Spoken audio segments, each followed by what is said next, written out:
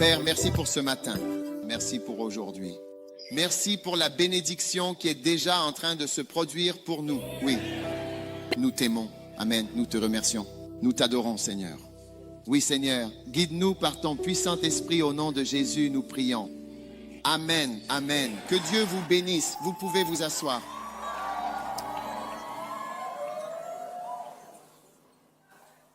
Waouh. C'était bien. C'était vraiment bien. Maintenant, je crois sincèrement que Dieu, d'une manière ou d'une autre, nous a déjà parlé. Amen. Ouvrez votre Bible à Éphésiens 5. Amen. Et verset 18, il est écrit, « Ne vous enivrez pas de vin, non, mais soyez remplis de l'Esprit. » Amen. Combien d'entre nous aiment le vin? Amen. Amen. Combien aiment l'Esprit? D'accord. Donc, ne vous enivrez pas de vin, mais soyez remplis de l'Esprit. N'est-ce pas? Oui. Maintenant, verset 19. Vous entretenant, très bien, vous entretenant par des psaumes, des hymnes et des cantiques spirituels. D'accord? Chantant et célébrant de tout votre cœur les louanges du Seigneur. Parfois, certaines personnes se demandent, pourquoi Ida chante-t-elle?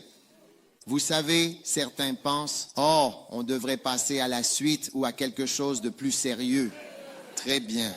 Si vous voulez un endroit plus sérieux, vous pouvez aller ailleurs.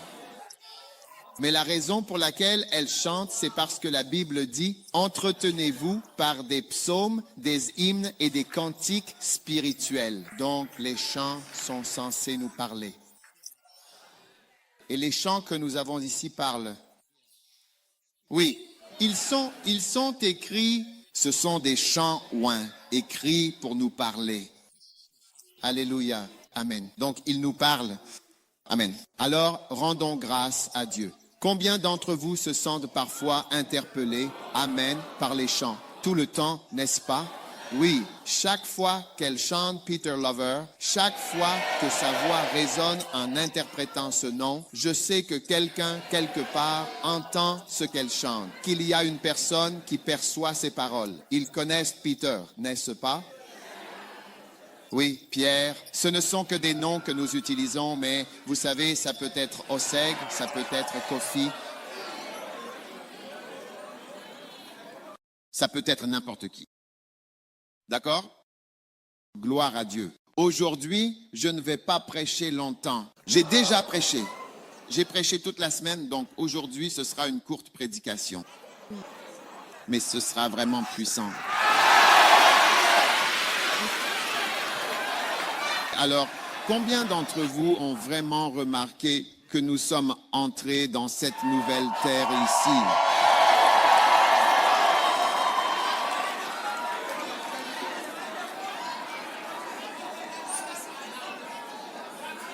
Oui. Cet endroit est pour nous, fait partie de l'Église. Oh, quelle bénédiction! Alors, petit à petit, nous déployons nos joints d'expansion. Oui. L'Église se construit. Votre maison aussi est en train d'être construite au nom de Jésus. Et comme vous pouvez le voir, comme vous pouvez le voir, c'est la climatisation naturelle. Avant que la climatisation artificielle n'arrive aussi. Oui. D'accord? Maintenant, s'il vous plaît, je vous en prie, vous pouvez vous asseoir, s'il vous plaît.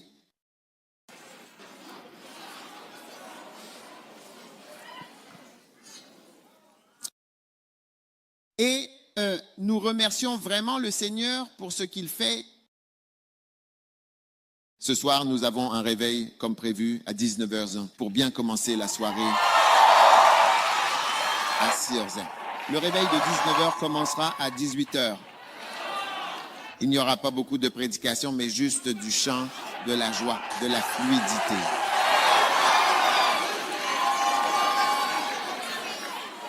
D'accord. Aujourd'hui, je vais partager avec vous sur l'esprit de puissance, l'esprit d'amour et l'esprit de sagesse. 2 Timothée 1. Lisons 2 Timothée 1. Ceci est un message pour les jeunes. Demande à ton voisin si tu es jeune. Vous voyez, cette question est un piège parce que parfois, je vois des gens qui pensent qu'ils sont vieux. Mais tu n'es pas vieux, tu souffres d'un vieillissement prématuré dans ton esprit. Oui. Parce que tu peux voir quelqu'un dans la vingtaine se comporter comme une grande maman ou une tante. Tu vois? Tu ne comprends même pas d'où tu as développé cette façon mature. Tu sais de te comporter comme une tante. Oui, bien sûr. Quand elles se marient, elles deviennent des directrices d'école. Les gens doivent demander la permission pour tellement de choses. Combien veulent vivre avec une femme très stricte? Combien veulent vraiment être une femme stricte et vivre avec vos sujets à la maison en élevant la voix sur tout le monde? Oh! 2 Timothée 1 est court, alors écoutez attentivement avant que ce ne soit fini, sinon vous verrez que vous n'avez pas écouté. Paul, apôtre de Jésus par la volonté de Dieu, selon la promesse de la vie qui est en Christ, à Timothée, mon cher fils bien-aimé. D'accord. Donc vous devez vraiment voir que pour être un fils, il n'est pas nécessaire d'être biologique pour que quelqu'un vous appelle son fils ou sa fille. Tu vois, maintenant, il est en train d'écrire à son cher fils bien-aimé. D'accord. Maintenant, regardez ceci, tout le monde. Je veux vous dire quelque chose qui pourrait vous surprendre un peu. Savez-vous que il y a en réalité très peu de personnes, très peu d'individus qui grandissent au sein d'une famille composée du père, de la mère, ainsi que des enfants, c'est-à-dire une famille où l'on retrouve ses membres réunis ensemble. Combien parmi vous n'ont pas grandi dans une maison où il n'y avait que vous, seulement votre père, votre mère, puis les enfants? Combien d'entre vous n'ont pas eu une maison comme ça? Et vous avez vécu avec une seule mère, peut-être que le père n'était pas là, ou vous avez vécu avec votre oncle, ou avec votre tante, ou même avec un ami. Certains d'entre vous ont grandi avec des amis. Quoi de votre mère? Petit ami. Le petit ami de votre mère, oui, le petit ami de votre mère. Votre mère et votre... Vous pensiez que c'était un oncle, mais c'était un petit ami. Levez la main si vous avez vu quelque chose comme ça. Pas un petit ami, mais je veux dire, la plupart d'entre nous n'ont pas vraiment grandi comme ça. Pour la majorité d'entre nous, ce n'est pas exactement ainsi que notre enfance s'est déroulée. Il y avait un père quelque part dans notre vie, il y a une mère quelque part aussi, car bien sûr, pour que nous soyons là, il faut forcément qu'il y ait un père et une mère. Mais il se peut que la situation familiale soit différente de ce que l'on imagine parfois. Peut-être que vous vivez avec votre père et sa deuxième femme, c'est une possibilité, n'est-ce pas? Ou alors, il se peut que vous habitiez avec votre père et sa petite amie. Cela arrive aussi, n'est-ce pas? Vous agissez comme si vous ne compreniez pas de quoi je parle. Je ne sais pas, je n'aime pas.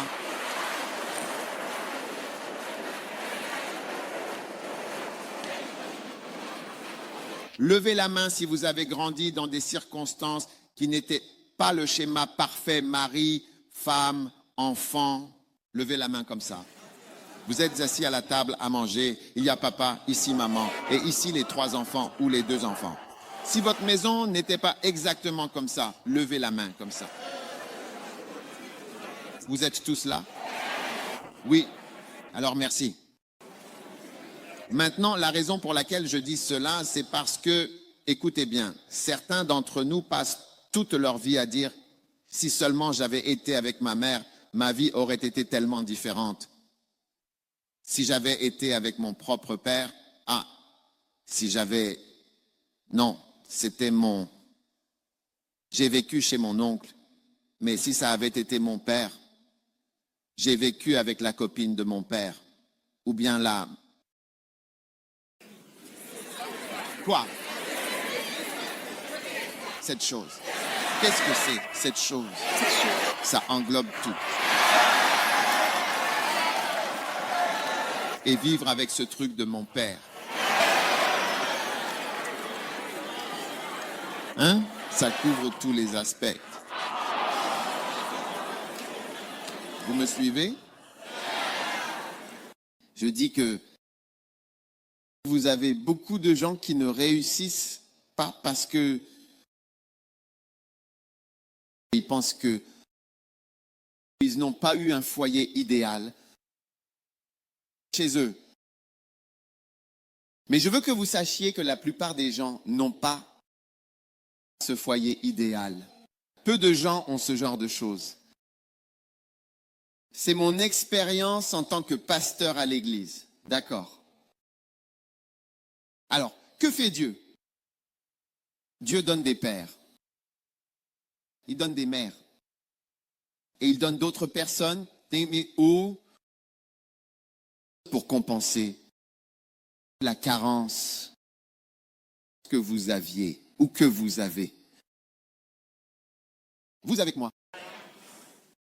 Et donc, il se peut que vous deviez accepter d'autres personnes pour être des mamans pour vous, des pères pour vous. Et il se peut aussi que vous deviez accepter d'autres personnes comme fils ou fille pour vous, en dehors de ceux qui sont biologiques. Maintenant, une des choses que j'ai remarquées, c'est que les personnes qui dépendent trop du biologique, les enfants biologiques ou les parents biologiques ont de leur côté donc souvent une carence. Parce que bien souvent, eh bien, même les meilleurs ou les plus bons parents ont quelque chose, n'ont pas quelque chose ou ne peuvent pas faire quelque chose pour vous. Les meilleurs. Vous suivez? Donc, si vous ne grandissez pas, si vous ne vous humiliez pas, si vous ne vous laissez pas porter, pas seulement avec quelqu'un qui vous donne de l'argent. Quelqu'un qui vous donne de l'argent ne fait pas de vous une personne. Simplement votre père. Les personnes qui ont été des pères pour moi, elles ne m'ont pas donné d'argent. Elles ne m'ont pas donné d'argent. Il y a plus que l'argent que vous êtes censé recevoir dans cette vie. Parfois, même la façon de se comporter. Vous ne le savez peut-être même pas qu'il existe une autre manière de se comporter ou une autre façon de manger. Oui. Certaines personnes, quand elles tiennent une fourchette et un couteau, on dirait qu'elles vont vous poignarder. Parce qu'elles ne savent pas tenir une fourchette et un couteau.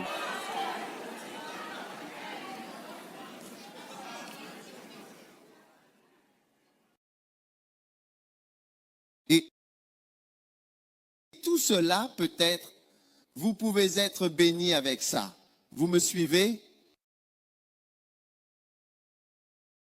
Oui. Et quand nous irons au paradis, je ne sais pas si votre famille s'appelle Osei,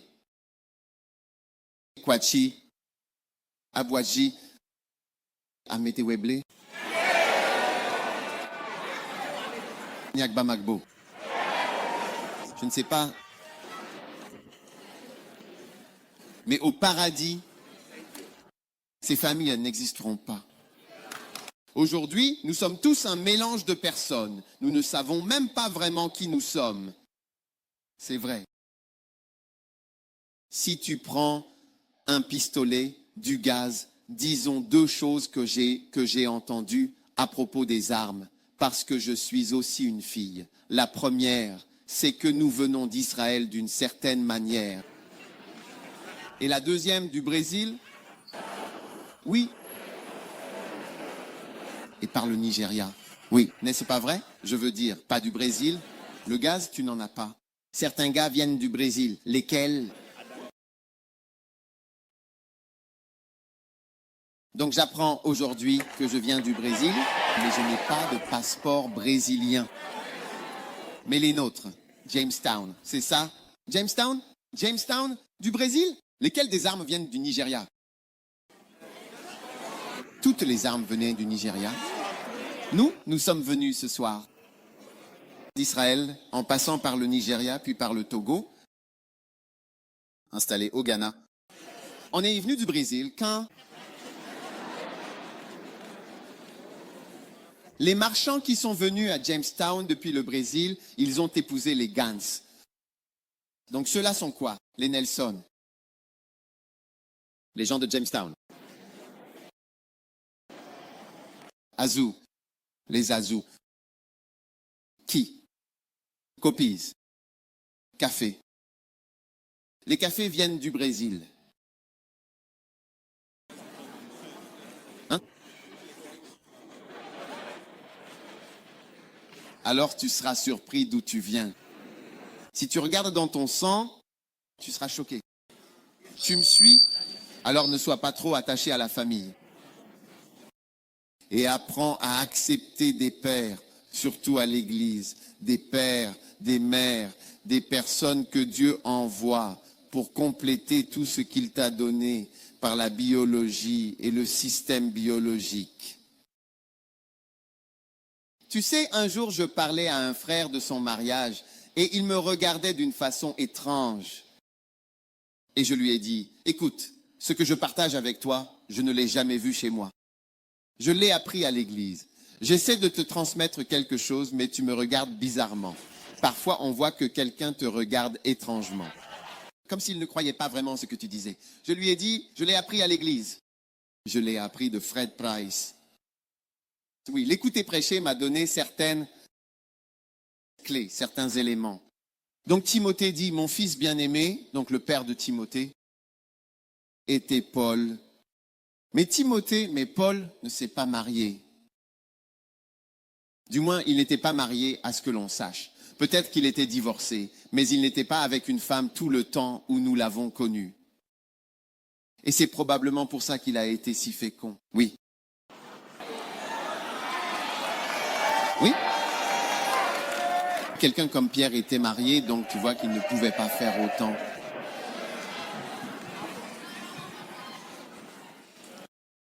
Vous pouvez vous disputer, mais je vous dis ce qui est écrit dans la Bible.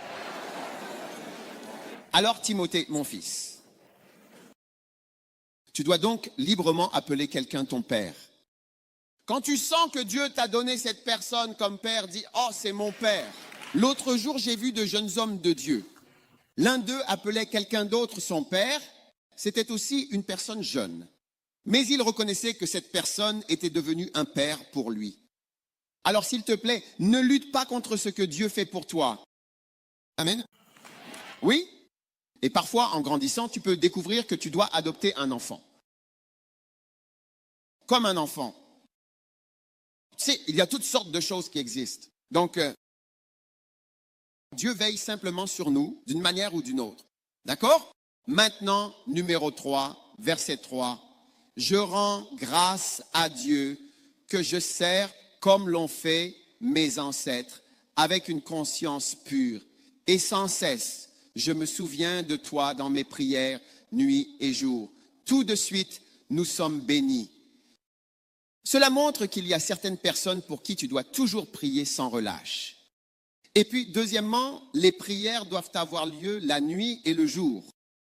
Donc, ceux d'entre vous qui ne prient que le jour, mais jamais la nuit, il manque quelque chose dans votre vie. Tu dois prier la nuit et le jour. C'est pourquoi la Bible dit « priez sans cesse ». Ayant un grand désir de te voir, me souvenant de tes larmes, afin que je sois véritablement rempli de joie. Maintenant, je pense que nous sommes bénis à travers ce livre. Il est écrit, Paul a dit, j'ai vraiment envie de te voir. Pourquoi? Parce que je me souviens de tes larmes. Toutes tes larmes sont dans mon esprit. Maintenant, quand il dit que tes larmes sont dans mon esprit, ce qu'il veut dire, c'est qu'il connaît bien les différentes choses qui te font pleurer. Tu vois, tu sais, je sais bien ce qui te rend vraiment triste. Tu comprends? Et c'est cela que Paul disait à Timothée. Maintenant, certains d'entre nous, nous sommes plus que James Bond. Comme des agents secrets. Il n'y a rien à dire. Quand nous arrivons, nous sommes parfaits. Mon père avait un cheval qui s'appelait Correcto Perfecto. Correct, parfait. C'est comme si tout chez nous était correct. Et tout chez nous est parfait. Ce que je veux que tu saches, c'est que venir ici en jouant à Monsieur Perfecto et Mademoiselle Perfecto, Perfecto, absolument correcto, Perfecto ne peut pas faire de toi un vrai fils. Parce que cela n'existe pas dans le monde. Tout est parfait et tout est correct. Si tu es ici et que tout dans ta vie est parfait, levez la main immédiatement. Oh, il y a une main là-bas, quelqu'un.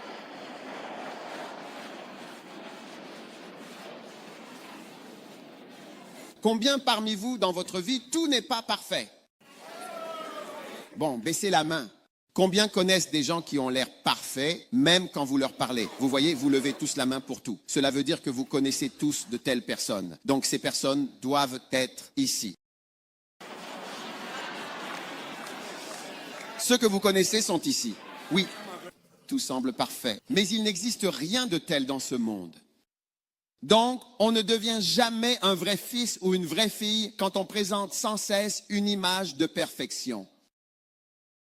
Oui, parce qu'il n'y a rien de tel. On ne peut jamais aller plus loin que la surface. Oui. Oh, comment ça va? Oh, magnifique. Comment va tout? C'est puissant. Comment va le mariage? Oh, merveilleux, c'est merveilleux. Comment ta femme est-elle traitée? Oh, excellent. Magnifique. Truly magnifical. Comment va le business? Oh, ça marche merveilleusement bien. Tout est toujours merveilleux. Tout est merveilleux et parfait. Alors, comment Paul peut-il être attentif à tes problèmes, à tes larmes? N'as-tu pas, toi aussi, des larmes? C'est cela qui nous sépare et nous empêche de devenir de vrais fils et de vraies filles. Oui, c'est vrai. Nous présentons toujours une image parfaite. Alors ne le fais pas, du moins, ce n'est pas partout que tu dois te dévoiler, mais il y a des endroits où tu es censé pouvoir te dévoiler librement. Oui, quand tu es à la maison. Donc, quand tu es dans la maison de ton père et que tu es vraiment un fils ou une fille, tu es censé pouvoir montrer tes larmes. Tu vois, j'espère que tu me suis. Oui. Tu peux imaginer. Tu sais, j'ai vraiment vécu ça. Ça m'a compliqué la vie lors de ma dernière année. À mon examen final, j'avais un patient. C'était un jeune garçon et il avait une maladie grave. Mais quand il est arrivé, je lui ai demandé « Comment vas-tu » Il a répondu « Bien ». « Qu'est-ce qui ne va pas chez toi ?» C'était ma dernière année, le Calon. J'ai 40 minutes. Ce garçon, j'ai dit « Qu'est-ce qui ne va pas ?» Il a dit « Il n'y a rien qui ne va chez moi ». Pendant ce temps, il est à l'hôpital. « Pourquoi es-tu ici ?»« Oh, je suis heureux. Nous sommes ici. Je viens de l'autre côté et je suis ici. » Il m'a fallu beaucoup de temps pour comprendre, mais il était dans le service depuis si longtemps qu'il se sentait bien. Alors, que peux-tu faire pour quelqu'un qui va toujours bien, d'accord? Rien. Tu te contentes de demander « Comment ça va ?» Donc, tu vas bien. Tu es béni. Au revoir. À plus tard, ça marche. Magnifique.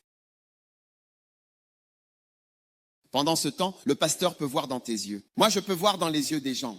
Je ne sais pas si c'est spirituel. C'est peut-être spirituel, mais je peux voir à travers les yeux. Quand je regarde les gens, je vois des choses différentes. J'ai vu dans les yeux, en regardant les yeux, je peux parfois voir de l'amour. Parfois, je peux voir de la tristesse. Parfois, je peux voir de l'inquiétude. Tu sais, parfois, quand je les regarde, je peux voir du stress. Oui. Tu sais, un homme de Dieu, j'avais l'habitude de le regarder à la télé. Quand je le regardais, je voyais du stress. Un jour, il a annoncé qu'il divorçait. Mais je le voyais toujours sur lui. Je me disais, cet homme est sous tellement de pression. Je ne sais pas ce qui se passe dans sa vie. C'était très puissant et tout. Mais je pouvais voir, je me disais, il y a du stress chez cet homme. Oui. Des larmes. Quoi que ce soit qui te fasse pleurer. Reçois un mouchoir du ciel pour essuyer tes larmes. Au nom de Jésus. Verset 5. Lorsque je me rappelle la foi sincère qui est en toi, qui a d'abord habité dans ta grand-mère Loïs et ta mère Eunice, je suis persuadé que cette même foi est également en toi. Waouh! C'est pourquoi je te rappelle de raviver le don de Dieu. Ravive le don de Dieu qui est en toi par l'imposition de mes mains. Ainsi, la qualité de ta vie dépend de la qualité des mains qui se sont posées sur toi. Donc, l'une des choses que je fais, c'est de conseiller tout le monde. Combien d'entre vous sont venus me voir pour un conseil personnel? Levez la main. Combien ne sont pas venus? Vous feriez mieux de voir. Qui doivent-ils voir? Seulement Happy Lulu. D'accord. Et ainsi de suite. Vivaldi et Lulu. Il y a des femmes pasteurs ici. Vous les connaissez. Levez-vous, Zoé, Lulu. Et oui, Erika. Où est Erika? Oui, qu'elle les voit. Mettez-leur la pression. Je ne suis pas venu voir le prophète pour un conseil personnel auparavant, même 3 minutes. Parfois, quand je vous vois, je sais immédiatement ce que je dois vous dire. Oui, non, non. Écoutez, parce que c'est une affaire spirituelle. Oui, nous ne sommes pas ici pour donner des conseils de carrière ou autres. C'est une parole. Amen. Amen. Vous savez, donc, les quelques mots que Jésus a adressés à Nicodème et à tous ces hommes ont changé leur vie. Parce qu'il parlait à Nicodème quand il a dit « Dieu a tant aimé le monde qu'il a donné son Fils unique ». Alors assurez-vous, vous savez, je ne peux en voir que quelques-uns chaque dimanche, mais vous devez forcer à venir. Et les autres pasteurs aussi. C'est très important, vous savez. Votre vie sera bénie. Amen. Et je prie pour tout le monde. J'impose les mains. Je veux le faire sur vous. La nuit du 31, d'habitude, nous le faisons, mais je dois imposer les mains sur vous. Ainsi, le diable en vous sortira. Le diable n'aime pas l'imposition des mains, car dans Luc 18, la femme était courbée depuis 18 ans. Vous savez, la Bible dit que Jésus a imposé les mains sur elle. Et il a dit, celle que Satan a liée depuis 18 ans, il a dit, femme, tu es délivrée. Puis dans Luc, il a aussi imposé les mains sur elle. Ainsi, ce diable qui était là depuis 18 ans, vous savez, il a imposé ses mains. Si vous lisez le verset suivant, vous verrez qu'il a imposé ses mains sur elle. Et le Satan est sorti d'elle. Continuez. Et il a imposé ses mains. Regardez le verset 13. Il a imposé ses mains sur la femme. Oui, vous savez. Et immédiatement, elle s'est redressée. Donc, un démon qui était là depuis 18 ans, tu serais surpris qu'une main posée sur toi, tu sais, ça peut faire briser cette puissance dans ta vie. C'est pour cela que j'aime imposer les mains. J'aime imposer les mains par la foi. Pas n'importe où. Et pas tout le temps non plus. D'accord? Parce que c'est une impartition spirituelle. D'accord? Magnifique. Verset 7. Car Dieu ne nous a pas donné un esprit de peur, mais d'une puissance et d'amour. Et d'un esprit saint. Ce sont donc 3 bons esprits que chaque chrétien devrait avoir. L'esprit de puissance. Et de façon surprenante, l'esprit de peur est celui qu'il mentionne ici. Mais c'est en fait l'une des principales maladies mentales dans le monde. Les phobies, les peurs. Je crois que je vous en ai déjà parlé de certaines. Les choses dont les gens ont peur. Et surtout les filles. Les filles ont beaucoup de peur. Tout comme les frères ont beaucoup de convoitises. Les filles ont beaucoup de peur. Et les deux sont destructeurs. Si vous avez un homme qui suit constamment ses convoitises, ce n'est pas agréable à épouser ou à fréquenter. Ce n'est vraiment pas une expérience agréable. Parce qu'il convoite toutes les personnes qu'il voit. Ah! Charlie, regarde. Waouh! Regarde la belle. Regarde la foncée. Regarde la ronde, regardez le slim.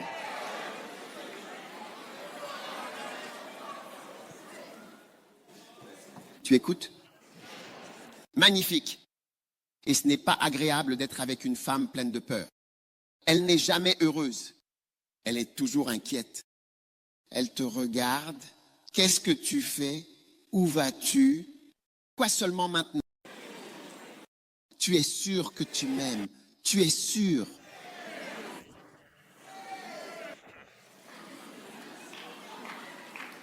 Je suis contente de te voir. Tu es sûr d'être content de me voir? Je t'aime bien. Tu l'aimes bien, elle. Cela ne veut pas dire que tu mens. Tu es un idiot stupide. Enfin, ce n'est pas que tu es un idiot stupide, mais tu as un esprit de peur. La peur, c'est démoniaque. Il y a des gens qui ne peuvent pas être heureux. Et j'ai lu un livre une fois, tu sais, l'homme était un total. Il était vraiment totalement incroyant. Je peux voir à travers tous ses écrits qu'il est un incroyant. Mais il avait un chapitre dans son livre. Et le chapitre disait: évite les malheureux et les malchanceux. Évite les malheureux et les malchanceux. Les gens. Tu sais? Évite les malheureux et les malchanceux. Donc il y a certaines personnes qui sont toujours malheureuses. Elles ont peur de quelque chose, donc elles ne sont pas heureuses. Ce n'est pas agréable de rester dans une pièce avec cette personne. C'est une mauvaise expérience. Je prie pour que tu aies une personne agréable, heureuse. Eh bien alors, Et quand un homme a un tel esprit, c'est une double puissance. Parce que ce n'est pas, c'est un esprit féminin qui est venu chez l'homme. Oh, je ne peux pas être un esprit féminin. Il y a des maladies qui sont des maladies féminines, comme le cancer du sein, maladie féminine, mais peut toucher un homme, plus grave chez l'homme, plus agressif. Oui. Et c'est quelque chose que l'on trouve plus souvent chez les femmes. Puis, cela vient chez l'homme. Et les deux derniers, quand cela passe à une femme. Et tu vois une femme debout là. Un jour, je me tenais à côté d'une dame qui avait un tel esprit de convoitise. J'ai vu qu'elle fixait quelqu'un du regard. J'ai dit: qu'est-ce que tu fais? Elle a dit: je regarde juste ce gars-là, celui qui fume. J'ai dit: waouh. J'ai dit: hé, Seigneur, sauve-moi d'esprit marin.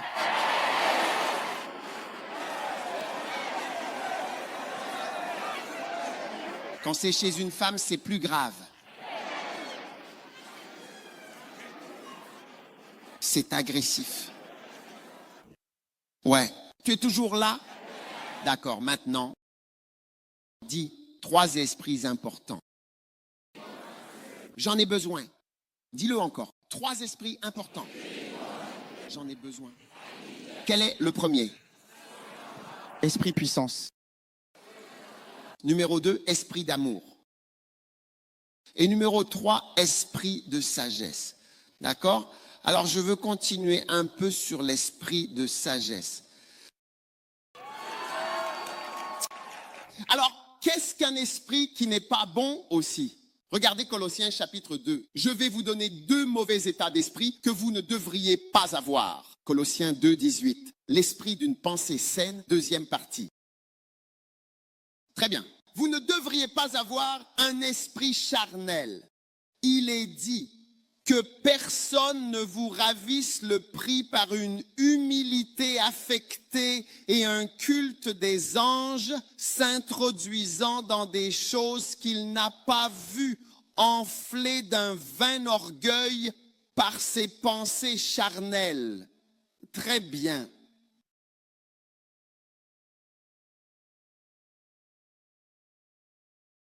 Un autre passage nous dit très clairement dans Romains 8, 6 que l'affection de l'esprit, c'est la vie, mais l'affection de la chair, c'est la mort. Donc, c'est bien un esprit charnel. Très bien. À partir d'aujourd'hui, désormais, ton esprit ne sera plus en effet un esprit charnel. Qu'est-ce que cela signifie au juste qu'avoir un esprit charnel chez un frère? Quand tu vois une sœur et qu'elle représente pour toi, tu sais très bien, quelqu'un avec qui il faut coucher. Tu comprends? Oui, Ton esprit est charnel. Ce n'est pas possible. Ce n'est pas normal. Maintenant, ce n'est pas normal pour certaines personnes, mais c'est normal pour d'autres, parce que ton esprit peut être tellement charnel. Pour toi, toute femme, c'est du sexe. Et tu vois, attention, ça ne disparaît pas après le mariage. Ça peut même empirer. Donc, si tu ne guéris pas cet esprit charnel, ça va mal tourner. Oui, tous ceux que vous verrez diront, je dois dormir. Sexe. C'est pour ça que la Bible dit que nous devrions traiter les jeunes femmes comme des sœurs. Amen. Quand tu vois une sœur, ta sœur, tu ne te dis pas, comment puis-je coucher avec toi? Oui. Qu'en penses-tu? Donc, quand ton esprit est totalement tourné vers le sexe, tout devient charnel. Chair, et tu la vois marcher.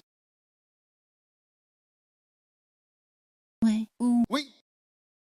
Il y avait une école où, quand une jeune femme traversait l'école, il se mettait à chanter. À qui appartient-elle? À qui appartient-elle? À qui appartient-elle? À qui appartient-elle? À qui appartient-elle? À qui appartient-elle? Et à moi. À qui appartient-elle? À un. Amen. Donc quand tu vois une femme marcher, Marche. tu commences à chanter. Amen. À qui appartient-elle? Je me demande de quelle école il s'agissait. Je ne veux pas citer le nom, mais je pense savoir à quelle lettre de l'alphabet elle correspond. Hein? B, pas même.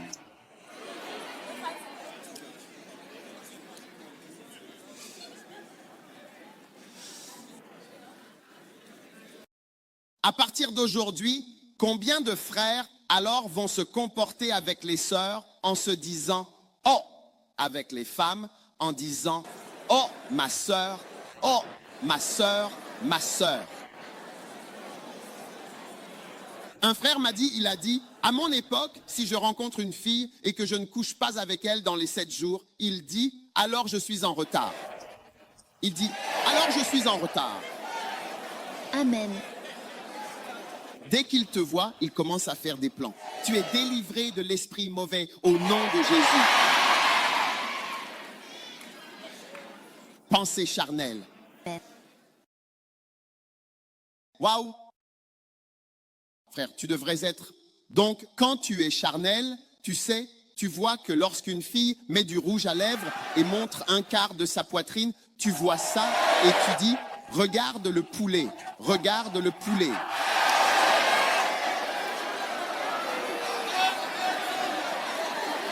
Et ça agit sur toi.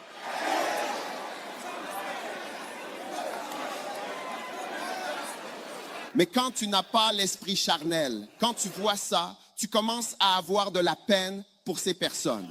Tu dis, oh, regarde ça. Oh Père, envoie ton salut à celle-ci, Seigneur. Aie pitié de cette dame, Seigneur. Amen. Oui. Tout ce que tu reçois, ce sont des paroles de connaissance. Quelle est une femme étrange? Mais quand tu as l'esprit charnel, quand tu vois, ils sont ciblés, ils ciblent. Ils connaissent les gens avec un esprit charnel. Sors juste un quart, tire-le juste de ce côté et maquille les lèvres. Raccourcis la jupe. Montre un peu de ceci ou cela. Fais juste tes jambes comme ça. Secoue ta jambe comme ça. Remue leur dos. Leur frère est à terre. Reçois la puissance surnaturelle contre un tel esprit charnel au nom de Jésus. Et esprit charnel. Le deuxième type d'esprit que tu ne dois pas avoir, c'est un esprit corrompu.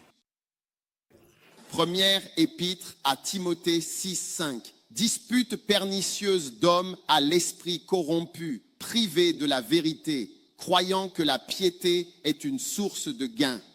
Éloigne-toi de tels hommes. Encore une fois, les gens à l'esprit corrompu, leur esprit est gâté. En fait, regardez ce que dit la Bible. Votre esprit est corrompu lorsque vous pensez que le fait de gagner de l'argent, c'est la piété. Oui. Votre esprit est corrompu. Et c'est ainsi que pense une grande partie de l'Église. Pourquoi nous croyons que gagner de l'argent, c'est être pieux? Oui, c'est très dangereux. Très, très dangereux. Et votre esprit est tordu. L'argent influence tout dans votre esprit. Oui, si je pensais que l'argent, c'est la piété, je ne serais pas venu à l'église First Love. Parce que l'église First Love, c'est vous êtes sur le point d'entrer dans la prospérité. Mais beaucoup ici, vous savez, n'ont vraiment pas grand-chose. Beaucoup vraiment n'ont pas grand-chose ici. Mais je rends grâce à Dieu que mon esprit n'est pas corrompu de cette manière. Et que pour moi, que tu aies de l'argent ou non, une âme reste une âme. Et elle est précieuse aux yeux de Dieu. Alléluia. Maintenant, laissez-moi vous parler des esprits saints. Numéro 1. Et je vous l'ai dit, ce sera court aujourd'hui. Numéro 1, un esprit fervent. D'accord. Deuxième épître aux Corinthiens 7:7, esprit fervent. Esprit fervent. Lisons-le.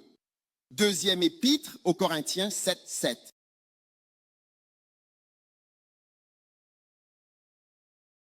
Et non seulement par sa venue, mais aussi par la consolation dont il a été consolé parmi vous, lorsqu'il nous a raconté votre ardent désir, votre tristesse et aussi votre zèle envers moi, de sorte que je me réjouis d'autant plus.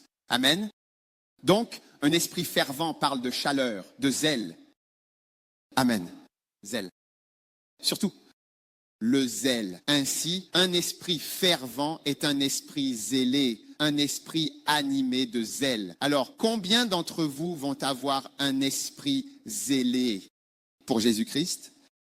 Tout pour Dieu. Alors ton zèle viendra. Il y a des gens qui sont naturellement flegmatiques, parfois même indifférents à... Vous voyez les flegmatiques? Laissez-moi vous dire quelque chose. Si vous êtes marié à un flegmatique ou si vous êtes très proche d'un flegmatique, il peut arriver un moment. Les flegmatiques sont les personnes les plus agréables à fréquenter parce qu'ils s'adaptent à tout. Mais il arrive un moment où vous commencez à voir votre ami flegmatique comme méchant. Parce que le flegmatisme disparaît quand certaines choses surviennent. Si la personne aime l'argent, le flegmatisme s'envole dès qu'elle voit de l'argent. Mais quand il s'agit de l'Église, c'est flegmatique. Cool. Au fait, savez-vous ce que veut dire flegmatique? Savez-vous ce que veut dire flegmatique? Veuillez vérifier après l'Église. Vérifiez après l'Église. C'est un type de tempérament. D'accord? Donc le flegmatisme des gens disparaît.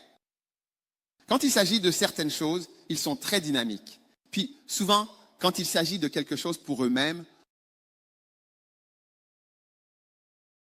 alors vous serez choqués de voir la personne se lever avec zèle et énergie. Et elle est en mouvement. Une personne qui ne peut pas construire une maison, vous voyez qu'elle construit, mais cela doit avoir un rapport avec elle personnellement. Donc vous devez avoir un esprit zélé en toutes choses. Et à propos de Dieu, à propos de toutes les choses qui sont dans la parole de Dieu. Numéro 2, un esprit enthousiaste, avide. 2 Corinthiens 9, verset 2. Il est écrit, « Car je connais l'empressement de votre esprit, pour lequel je me glorifie de vous auprès des Macédoniens. » Qu'un soin était prêt il y a 1 an. Et votre zèle a stimulé beaucoup de gens. D'accord, il est dit. Je connais l'empressement de votre esprit, qui est avide. Qu'est-ce qu'un esprit prompt? Un esprit qui propose même des idées. Un esprit qui réfléchit rapidement, qui anticipe, qui va de l'avant. C'est comme si vous parliez à la personne, et la personne est enthousiaste. Par exemple, je dis, « Oh, pouvons-nous organiser une évangélisation samedi ?» La personne répond, « Oh oui, on peut même la faire ici. » Ou on peut la faire là-bas. Ou pouvons-nous faire une pièce de théâtre à ce moment-là? Ou pouvons-nous avoir une église? Oh oui, on peut avoir une église ici. C'est comme si la personne avait même des suggestions. Écoutez, ce que je vous dis, c'est que lorsque vous travaillez avec un patron, au bout d'un moment, il commence à faire la différence entre les personnes positives et les personnes négatives. Vous savez, quand j'ai décidé que je quittais le Kodesh, C'était en fait une décision de quitter le Kodesh. Quand j'ai décidé de quitter le Kodesh, j'avais un choix à faire. Et j'ai décidé de choisir entre deux églises pour soit venir ici. C'était en fait mon deuxième choix. Mais quand j'ai pensé aux jeunes, je me suis dit qu'ils étaient plus enthousiastes. Ils sont enthousiastes. Si vous proposez on danse, nous pouvons danser. Pouvons-nous chanter? Nous pouvons chanter. Pouvons-nous jouer la comédie? Nous pouvons agir. Tout, ils peuvent le faire. Et ils t'apportent même la façon dont cela sera fait. C'est ça la différence. C'est un état d'esprit très important. Cela fera que quelqu'un te choisira 1000 fois plutôt qu'un autre. Une personne qu'il ne choisit pas. Oui. Parce que tu vois, je fais toujours quelque chose. Et je cherche toujours des gens qui ont un esprit tourné vers l'avant ou enthousiaste. Des personnes prêtes à mettre en œuvre et à essayer quelque chose de nouveau. Oui. Donc je te le dis, tu sais, parce que beaucoup d'entre nous vont travailler dans le milieu laïque. Et à partir d'un certain niveau, la promotion ne se fait plus par des examens. Tu peux avoir un doctorat, un master, tout ce que tu veux, mais ils ne te choisiront jamais. Ils ne t'apprécieront jamais. Oui? Il arrive un moment où ils choisissent quelqu'un. Ils disent, oh, prenons cette personne-là. Et généralement, ils veulent toujours quelqu'un d'enthousiaste. Qui a un esprit enthousiaste? Alors, il a dit, je me souviens toujours de la promptitude de ton esprit. Remets l'écriture. Il dit, la promptitude de ton esprit, la façon dont ton esprit semble toujours se manifester avec empressement, avec une idée ou quelque chose à propos de n'importe quoi. Le problème, c'est que cela peut aussi fonctionner de cette façon. Mais tu vois, quand ton esprit n'est pas comme ça, quand la personne apporte la suggestion ou l'idée, tu restes silencieux. La personne commence à interpréter ton silence comme de la négativité, parce qu'un grand silence est souvent négatif.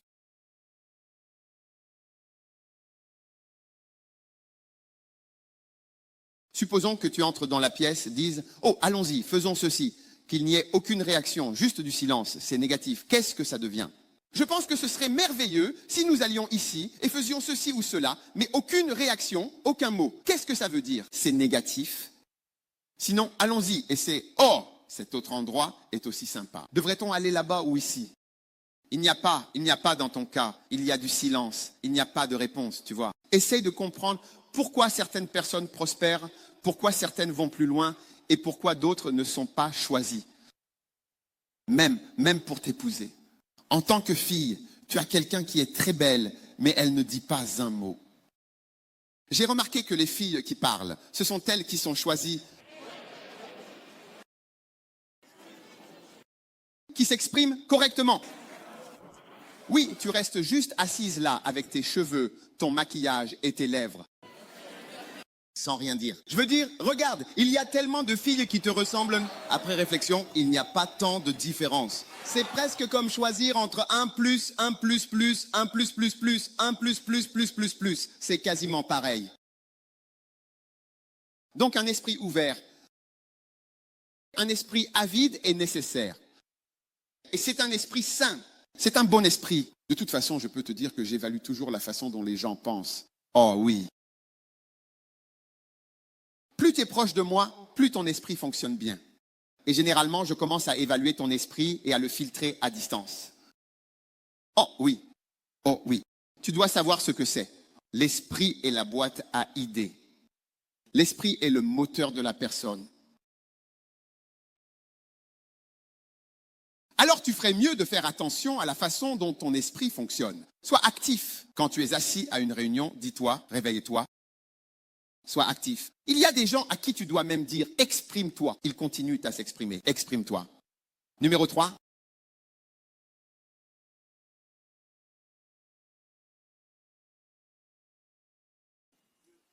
Un esprit fervent. Un esprit comment? Un esprit tourné vers l'avant. Un esprit volontaire, c'est le suivant.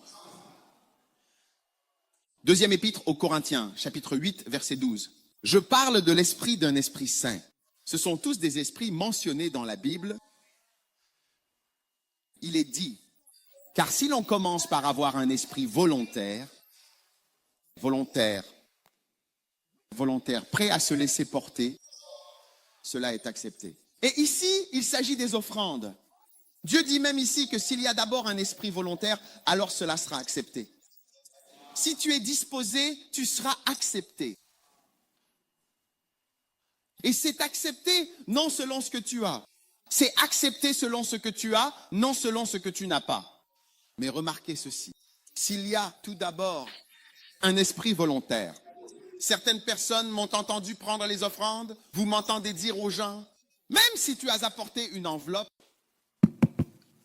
même si tu as apporté une enveloppe et que je te donne une enveloppe, ramène l'enveloppe. Si tu changes d'avis, ne t'inquiète pas, ne te mets pas la pression. Pour apporter de l'argent ou pour donner, tu peux changer d'avis. Tu dois être heureux. Tu sais, je ne me souviens pas avoir donné quelque chose sans être heureux de donner. Oui, je suis heureux. Je ressens que c'est un accomplissement. Pour moi, c'est un accomplissement auquel je ne fais même pas attention. Type de douleur. Parce que tout ce que je reçois, c'est au moins 90 ou 80% de cela. C'est pour moi, je ne calcule pas avec, je ne calcule pas les montants complets. Oh oui, il y a longtemps. C'est un accomplissement. Je n'y pense même pas. Oui. Tu es toujours là? Oui. Volontaire, c'est volontaire. C'est gratuit. Je suis tellement heureux de donner. Je suis heureux de donner. Oui. La volonté dans le mariage. Si tu demandes à ton mari de faire quelque chose et que lui, c'est comme si tu le tirais hors du monde pour t'aider. Il n'est pas volontaire. Ou si tu demandes à ta femme de faire quelque chose, pas volontaire, très peu disposé à faire ceci, à faire cela, à faire n'importe quoi. Il y a plus de charges sur les femmes quand tu te maries. Le mariage est une chose si petite. Vous, les filles, qui voulez tellement vous marier, vous les voyez en train de préparer le mariage. Vous préparez pour 2 heures. Après 2 heures, la réalité commence. C'est pour cela que vous devriez vous préparer. Oui. Le mariage n'est pas une fête. C'est plus qu'une cérémonie.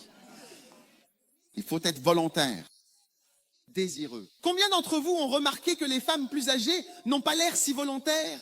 Comme si elles ne vous avaient jamais rien dit sur leur vie ou leur mariage. Même quand vous les regardez, vous le ressentez. Elles ne sont pas si volontaires pour certaines choses. Levez la main si vous... Oui. Seuls ceux qui sont devant comprennent. Ceux qui sont au fond ne comprennent pas. Vous voyez, vous n'avez même pas l'air volontaire. Vous n'avez pas l'esprit tourné vers l'avant. Vous n'êtes pas enthousiaste. Aucune frèque. Et de ce côté-ci. Et vous?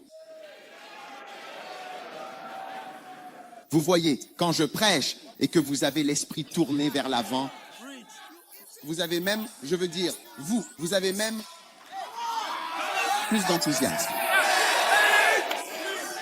Mais quand c'est vous qui prêchez, tout le monde reste silencieux, comme si ce que vous disiez n'était pas nécessaire ou déjà entendu, etc. Oui, bien sûr, absolument, sans aucun doute. Même quand je parle en langue, votre esprit devrait être assez vif pour réaliser que les langues, c'est quelque chose de bon qui est dit pour vous. Alors vous dites même, Amen, je reçois. Makaya Balababa. Oui, c'est une prophétie pour toi, même si tu ne comprends pas, tu devrais recevoir de bonnes choses. Asseyez-vous.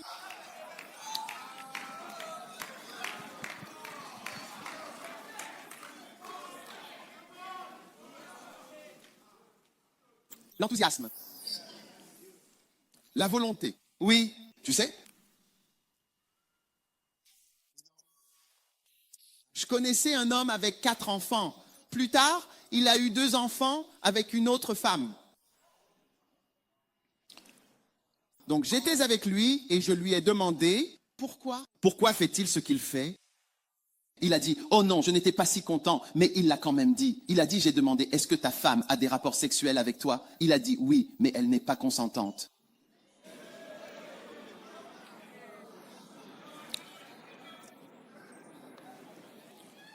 Elle le fait à contre-cœur. Elle peut juste dire, d'accord, viens. D'accord, viens.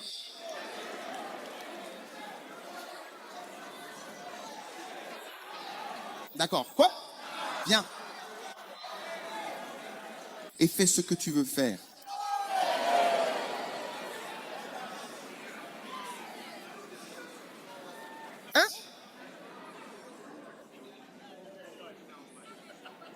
ton esprit ne fonctionne pas bien. Et plus tard, quand l'homme est allé pêcher un peu partout dans différentes eaux, il a trouvé un thon, il a trouvé du maquereau, il a trouvé des sardines, il a même trouvé un choyi, un mérou,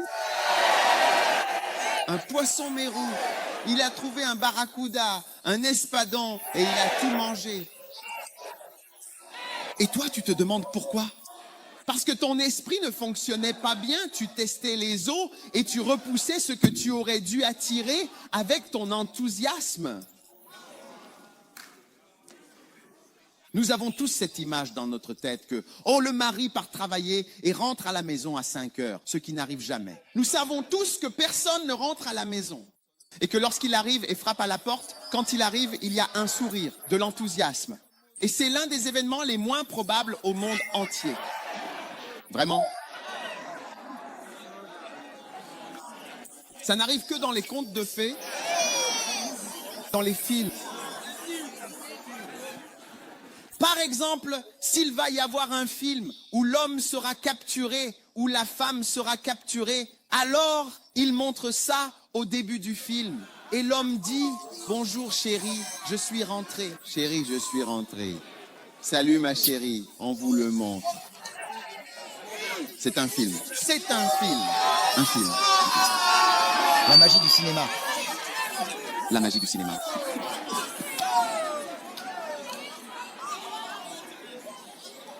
Mais ta famille sera comme ça. Ta maison sera comme ça. Reçois-le. Il va y avoir de la magie de cinéma dans ta maison. Magnifique. Demande à la sœur la plus proche. Es-tu prête? Es-tu prête?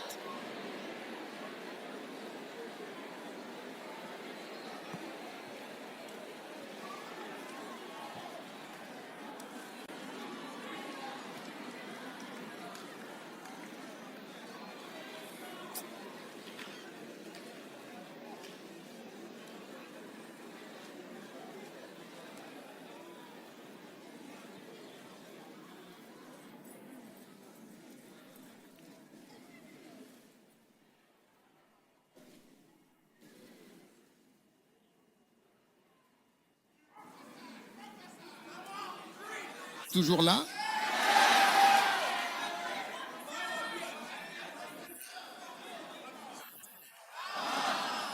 Regardez. Quelque chose arrive.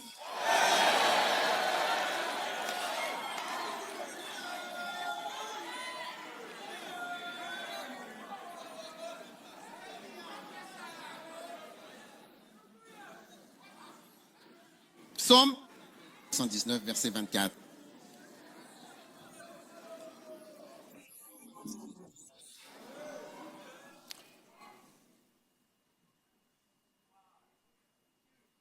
Tes témoignages sont mes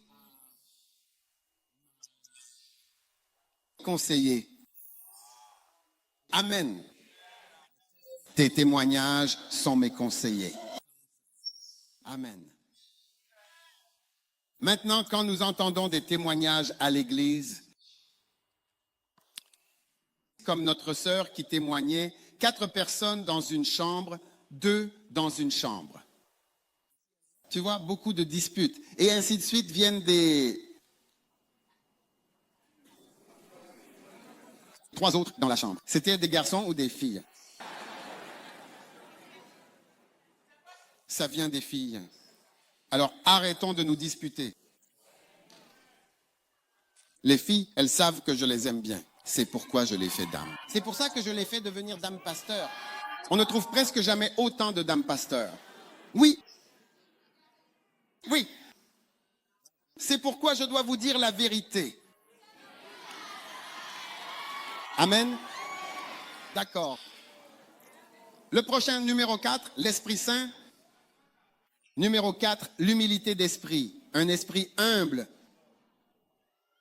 Un esprit humble. Philippiens 2. Que rien ne se fasse par esprit de dispute, mais dans l'humilité.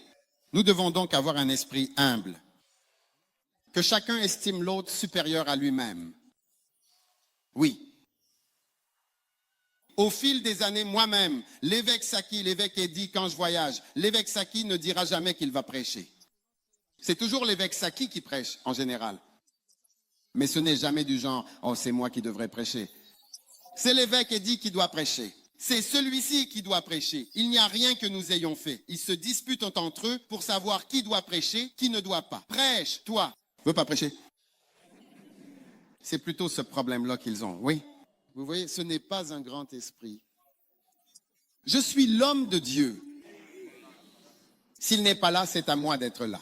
Je dois être l'homme de Dieu. Dès que tu as cet état d'esprit, tu vois que les gens ne sont pas humbles. Oui. Donc, dans toutes nos églises, nous n'avons pas ce problème-là. Je ne me bats pas pour savoir qui est qui, peu importe. Quand tu as ça, tu vois leurs enfants, ils sont pleins d'orgueil. Oui. Alors, quand tu es humble, tu t'effaces simplement. Non, s'il te plaît. C'est ton honneur. Vas-y. D'accord? Alors, ayons un esprit humble. Et toutes nos précieuses doses vont fonctionner. Toutes nos relations, tous nos mariages. Waouh! Quand tu te maries, remercie toujours ton conjoint. Oh, merci. C'est ainsi qu'on fait?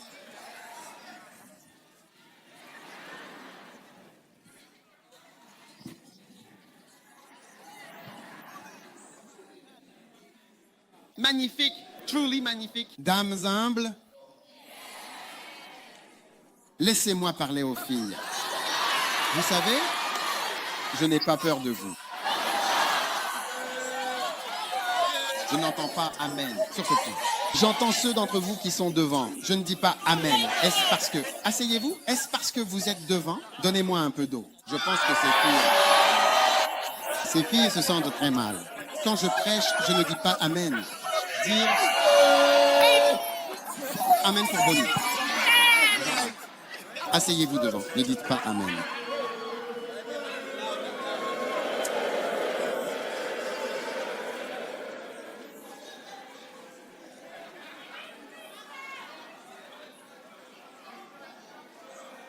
Écoutez, chut.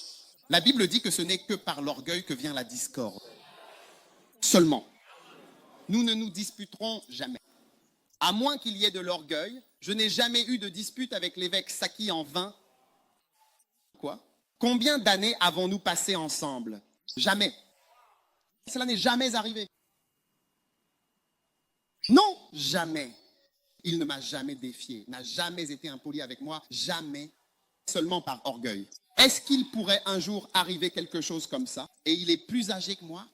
Ce n'est pas mon âge. Il est plus âgé que moi? Ce n'est pas mon âge. Le jour où il aurait une dispute avec moi, quelque chose serait en train de changer. Et ce n'est pas que j'ai raison. Je sais que je n'ai pas toujours raison. Je le sais. Alors venons-en au mariage.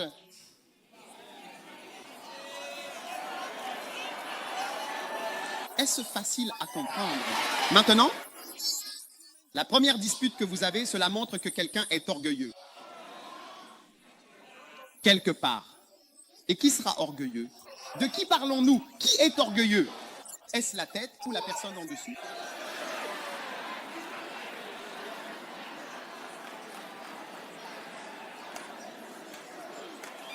Ou bien vous ne comprenez pas ce que je ou mon message n'est pas très clair. La Bible dit, seulement,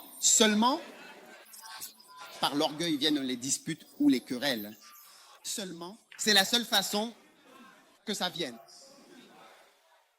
Oui, donc là, le fait que nous ayons une querelle, cela montre que, vous voyez, le chef est la personne sous ses ordres. Il y a de la grandeur quelque part. Si le président du Ghana a une violente dispute avec le vice-président, le président parle et le vice-président répond n'importe quoi. Je ne pense pas que ce soit le président qui parle. Que crois-tu faire parce que tu as gagné les élections? Non, assister. Tu fais ce qui se passe. Il y a un problème. Ce n'est pas possible. Il rate le vice-président. Ça paraît trop grand. L'assistant paraît trop important. D'accord, passons au mariage. Qui est le président dans un mariage? Qui est le président? Doit-il se présenter aux élections pour être président?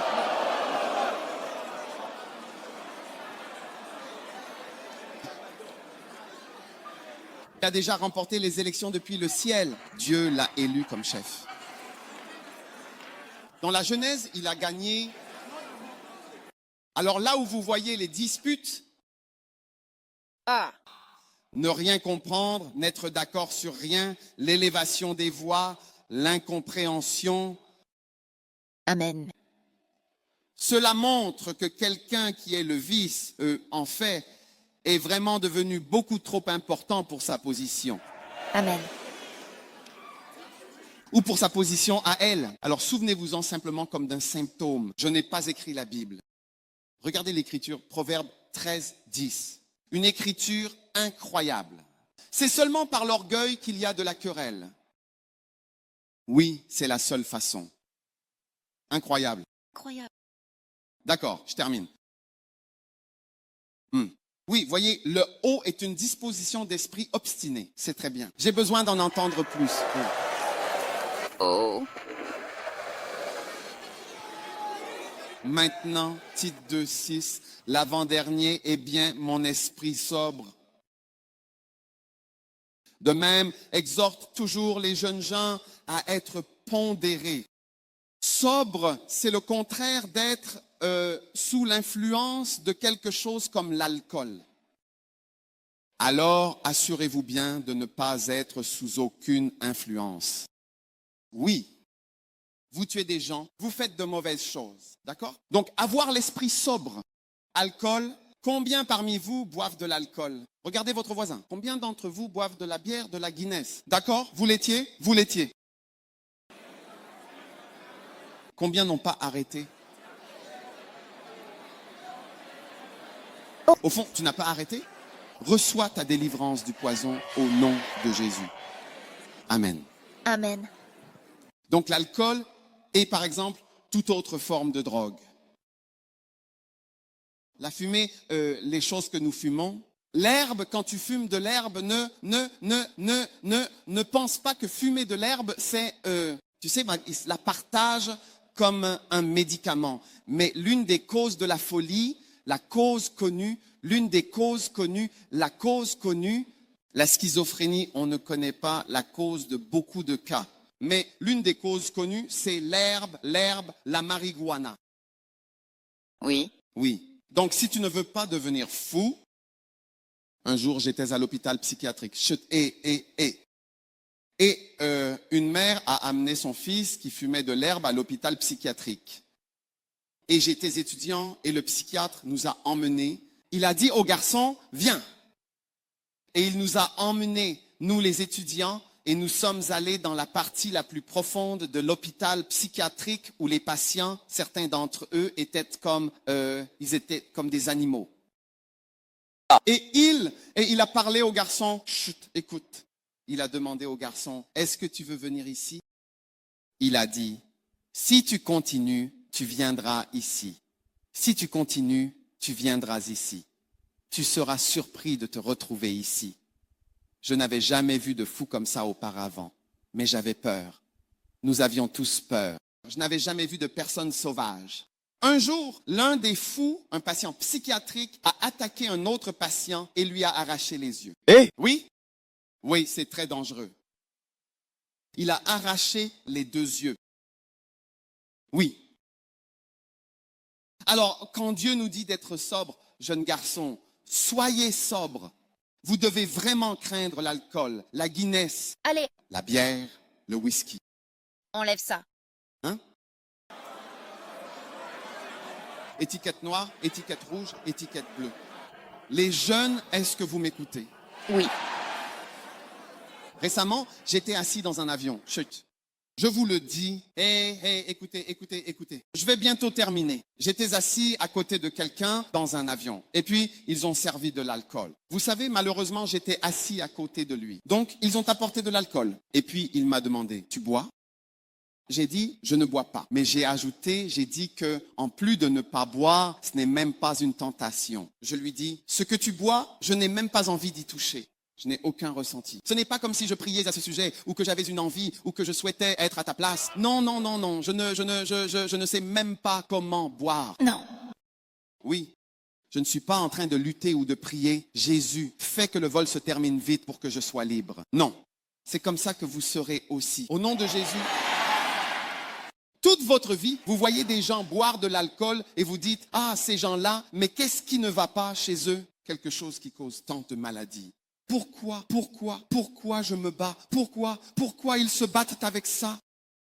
Le Coca-Cola est meilleur que la bière. Même quand tu goûtes, tu vois que le Coca-Cola était meilleur que la bière. Combien d'entre vous ont réalisé que le Coca-Cola était meilleur que la bière? Ah? Alors pourquoi choisissent-ils quelque chose d'amer? Oui. Chut, c'est une influence. Dis à quelqu'un, je ne suis plus sous aucune influence.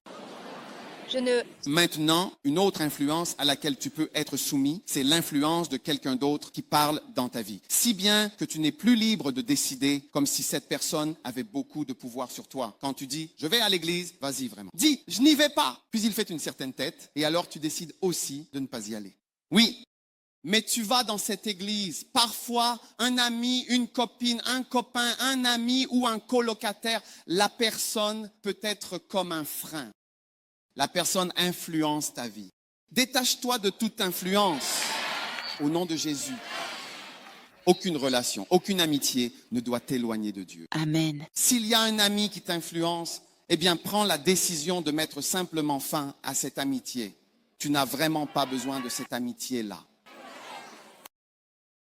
La personne a une sorte de pouvoir de direction sur ce que tu fais. Quand tu dis, je vais faire ceci, tu es sûr, je vais rejoindre cette église, tu es sûr, je n'y vais pas, tu y vas. Tu y vas encore. Un bien-aimé qui t'éloigne de Dieu, qui t'éloigne de l'église, une femme qui t'éloigne de Dieu, un mari qui t'éloigne, qui influence ta vie dans la mauvaise direction.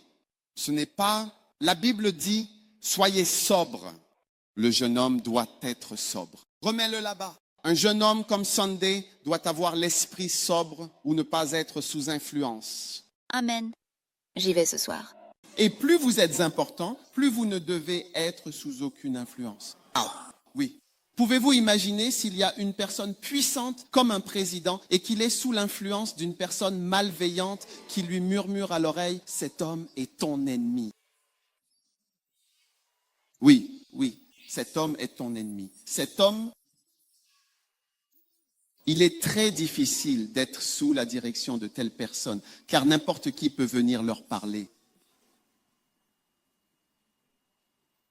Quand vous êtes un bon leader, vous ne pouvez pas simplement écouter des histoires. Il existe des personnes qui sont douées pour raconter des histoires et orienter. Et toute personne mariée est guidée par son conjoint que même si vous n'êtes pas, même si même si vous êtes le chef, peu importe la vie de votre femme, cela vous influence. Oui. C'est pourquoi il faut avoir une personne qui va dans le même sens. Si elle est contre ce que vous faites, il n'est pas facile de continuer. Oui. Je veux dire, je rends grâce à Dieu que ma femme a adhéré à 100% au fait de travailler pour Dieu, de servir le Seigneur, tout cela, et même plus que 100%. Sinon, je ne pense pas que je serais ici. Quand j'ai dit que je commençais une église, personne, pas de membres dans l'église. Il n'y avait rien, il n'y avait aucun espoir, elle était à 100%. Non, il n'y a pas de, tu ne peux pas lui enlever ça jusqu'à aujourd'hui. C'est une bénédiction. Mais si tu es marié à quelqu'un, tu dis, on commence une église. Et la personne commence à chanter. Ou bien elle commence à chanter des cantiques, parfois des cantiques un peu étranges, voire inhabituels dans la maison. C'est en effet une influence. C'est une influence. C'est une influence.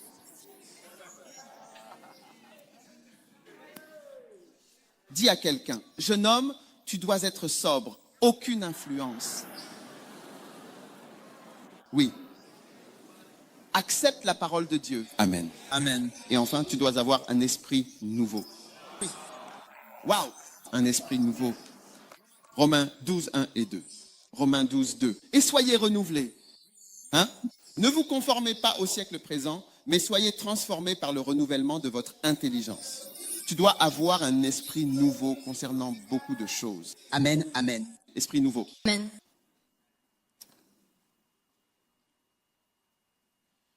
Colossiens 3, 10. Ayez, revêtez l'homme nouveau ou revêtez la vie nouvelle. Revêtez la vie nouvelle ou l'homme nouveau qui est renouvelé dans la connaissance selon l'image de celui qui l'a créé. Donc, frères et sœurs, vous devez être renouvelés dans la connaissance. Venir à Christ, c'est donc être transformé par le renouvellement de l'intelligence que vous avez. Donc, si vous n'apprenez rien de nouveau, si vous n'apprenez rien et que votre esprit ne change pas, alors vous n'êtes pas à l'église.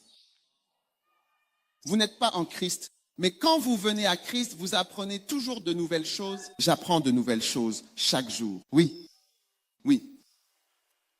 Récemment, j'ai réalisé que Dieu peut donner de l'argent miraculeux. Je n'y avais jamais pensé. Je n'en ai jamais entendu parler, mais je ne suis contre rien. Vous voyez, quand vous voyez des choses dans la Bible, des miracles dans la Bible, vous les acceptez quand c'est écrit dans les pages. Mais quand ça se produit en vrai, vous ne l'acceptez pas. Comment pouvez-vous ne pas l'accepter?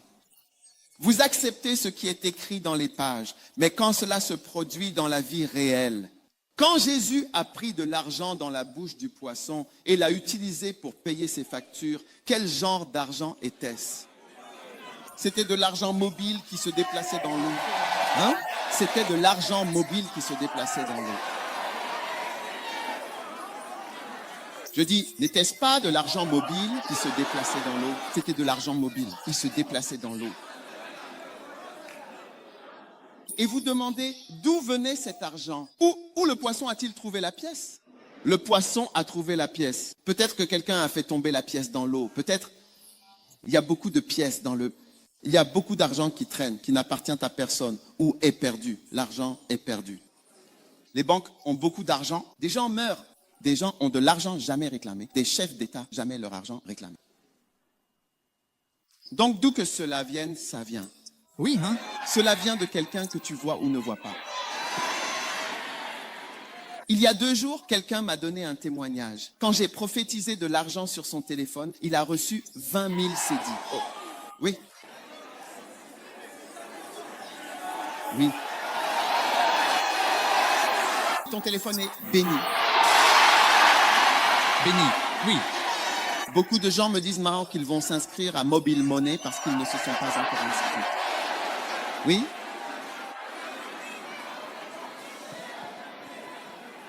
J'ai reçu tellement de témoignages d'argent miraculeux. Et tu dis, mais est-ce que c'est dans la Bible ou ce n'est pas dans la Bible?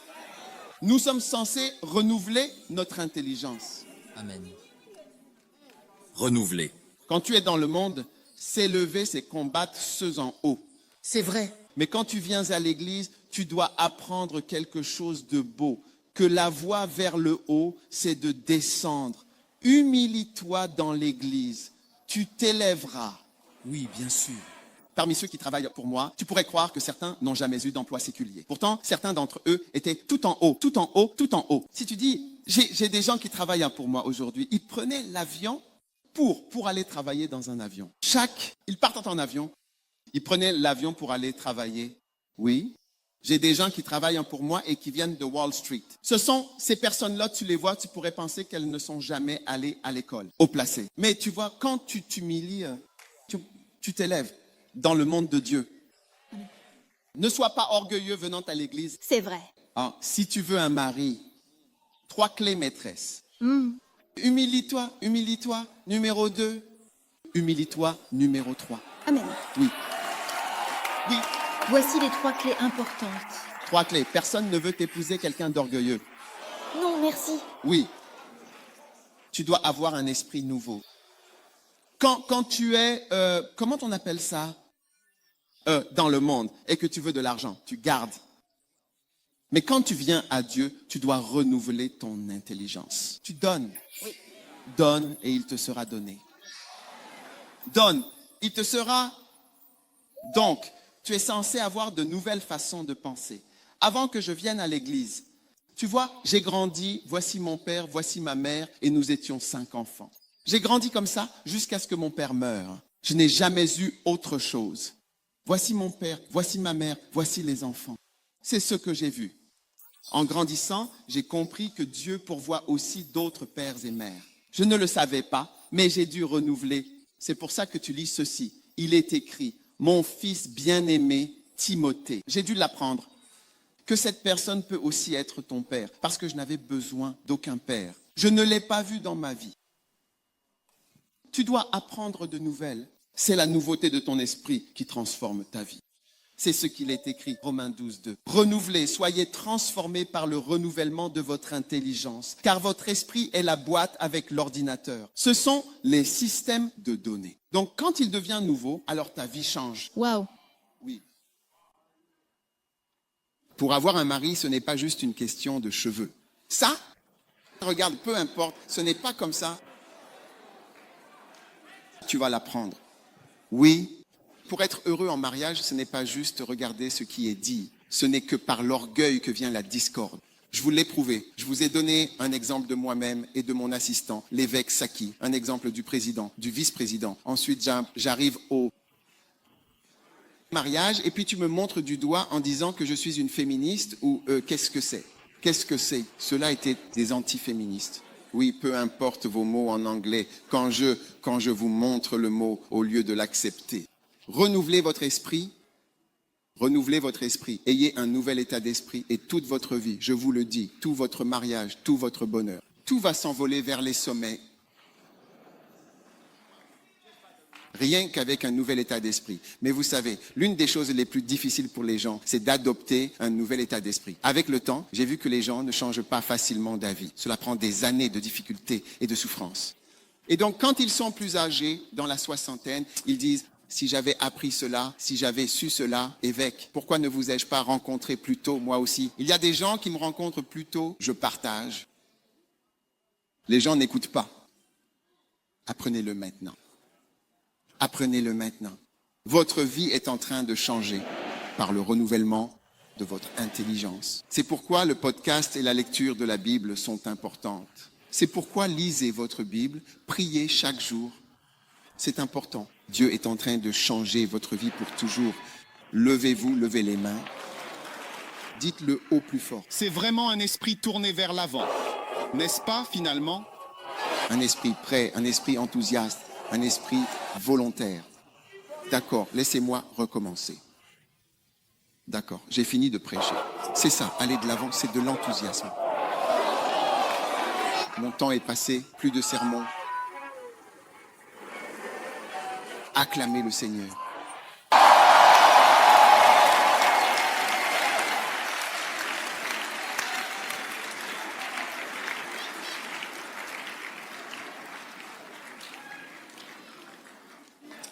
Toute tête s'incline, tout œil se ferme. Si vous êtes ici aujourd'hui, posez vos mains sur votre esprit afin que ton esprit, Père, merci pour le renouvellement. Chaque blocage vers un esprit nouveau, je chasse maintenant tout blocage au nom de Jésus. Reçois un esprit nouveau. Sois renouvelé et sois transformé totalement. Que la parole de Dieu pénètre ton esprit et que tu sois transformé. À partir d'aujourd'hui, tu es déclaré, tu n'es plus une personne entêtée, mais tu es une personne ouverte, enthousiaste. Une bonne personne avec un esprit renouvelable. Par la puissance du Saint-Esprit. Merci Seigneur. Au nom de Jésus, je prie. Alors que toute tête est courbée, que tout œil est fermé, si tu es ici et que tu veux donner ta vie à Jésus, lève ta main droite et je vais prier avec toi. Tu veux naître de nouveau. Tu n'es pas un chrétien né de nouveau, mais tu veux naître de nouveau. Pasteur, prie avec moi. Je veux donner ma vie à Dieu maintenant. Alors lève tes mains. Que Dieu vous bénisse. Je vois toutes vos mains. Si tu as levé la main, viens ici devant moi. Viens. D'accord. Prions. Répète cette prière avec moi. Dis, Seigneur Jésus, s'il te plaît, pardonne-moi tous mes péchés. Je te donne ma vie, Seigneur Jésus. Répète après moi, dis, Seigneur Jésus, je te donne ma vie. Je te donne mon cœur. À partir d'aujourd'hui, je suis ton enfant. À partir d'aujourd'hui, je suis ton serviteur. Merci Seigneur de m'avoir sauvé. S'il te plaît, pardonne-moi tous mes péchés. Aujourd'hui, je me détourne. Je me détourne. Et j'appartiens à Dieu. Je servirai Jésus. Je suivrai Jésus pour le reste de ma vie. Merci Père. Merci Seigneur de m'avoir sauvé en ce moment même.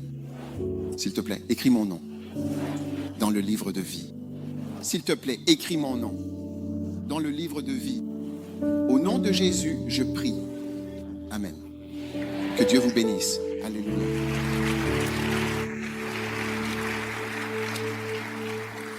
Je veux vous offrir un livre en cadeau. Maintenant, vous les gars, vous semblez être des rastamans, mais vous me rappelez un de mes pasteurs. Il était un rastaman comme vous, il s'appelle Tato. Il était simplement un rastaman comme vous. Aujourd'hui, c'est un homme de Dieu. Je crois qu'un jour, vous serez aussi des hommes de Dieu. Mon homme, peut-être que c'est le plan que Dieu a pour vous. Il vous a amené ici aujourd'hui pour changer votre vie à jamais et pour vous sauver. Amen. Combien croient que ces merveilleux rastamans peuvent devenir de grands hommes de Dieu? Magnifique. Comment tu t'appelles? Hein? Ah bon? Waouh! Et comment tu t'appelles? Spencer. Magnifique. Hey, et Spencer. Spencer. Vous savez, certains de mes pasteurs m'ont montré leurs photos. Certains d'entre eux étaient rastamans, d'autres choses encore. Alors quand je vois des gens, je me dis, waouh, c'est quelque chose de puissant. Peut-être que cela se reproduit. Magnifique. Peux-tu t'imaginer devenir pasteur? Tu n'y as jamais pensé, n'est-ce pas? Mais peut-être que c'est ta destinée. Combien sont enthousiastes pour nos deux frères ici? Magnifique. Père, bénis ces personnes. Que leur vie ne soit plus jamais la même. Au nom de Jésus, amen.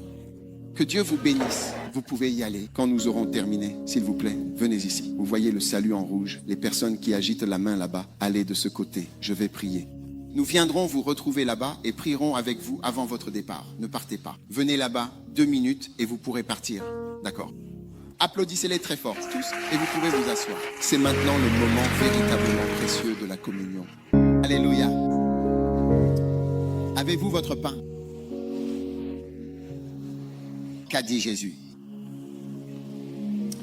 Jésus a dit, celui qui mange ma chair et boit mon sang aura la vie éternelle. Amen. Sinon la vie éternelle, la vie. Amen. Levez-vous si vous l'avez. La vie.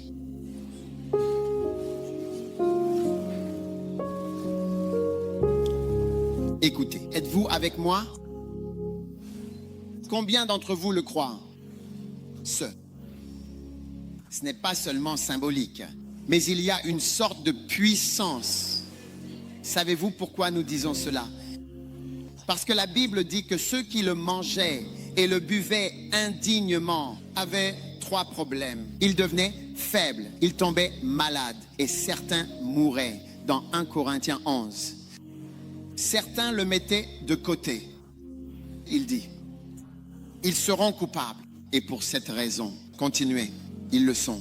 Beaucoup sont faibles et malades. Et beaucoup dorment. D'accord? Affichez le verset, s'il vous plaît. Oh, continuez plus bas. Verset 30. Verset 30. C'est âgé ici.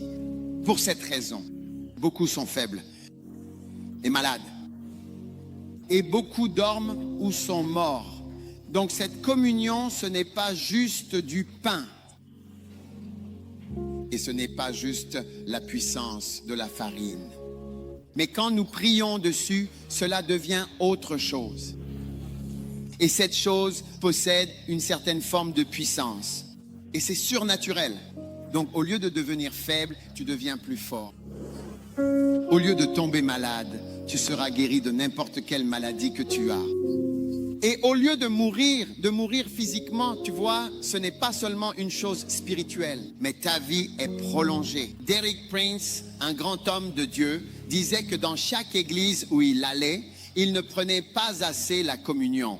Vous avez remarqué que nous avons maintenant la communion chaque dimanche, mais il trouvait cela insuffisant. Alors il prenait la communion tous les jours. Lui et sa femme. Donc, c'est intéressant qu'il nous ait fallu tant d'années pour découvrir cette grande révélation. Je crois qu'une puissance entre dans ta vie pendant que nous prions. Lève-le, Père. Merci pour ce pain. Nous le recevons. Nous croyons que c'est la vie et la guérison et la force.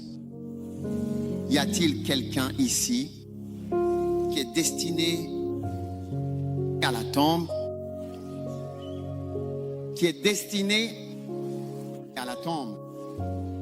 Par cette communion aujourd'hui, j'annule ce rendez-vous au nom de Jésus. Je dis, au lieu de mourir, tu vivras. Au lieu de mourir avant ton temps, je déclare que ta vie est prolongée de 10 ans. Au nom de Jésus. Quiconque ici est destiné à mourir dans un avion, alors je t'annule de ce vol. Au nom de Jésus. Quiconque est destiné à mourir par le feu, je te déconnecte de cette expérience. Quiconque doit mourir par empoisonnement, je déclare que ce poison est neutralisé alors que tu prends ce corps, le corps de Jésus-Christ. Père, que ta puissance coule en chacun ici. Que la guérison vienne à toute maladie, toute infirmité. Que la vie coule dans chaque corps et chaque être ici par ta grande puissance. Merci. Merci parce que nous sommes guéris de ce que les médecins ne peuvent guérir. Merci car ceci est plus qu'une vitamine, plus qu'un minéral. Ceci est plus qu'un glucide. C'est ton corps, c'est ta chair, c'est ta vie, Seigneur. Nous la recevons en ce moment. Au nom de Jésus-Christ, le corps de Jésus-Christ.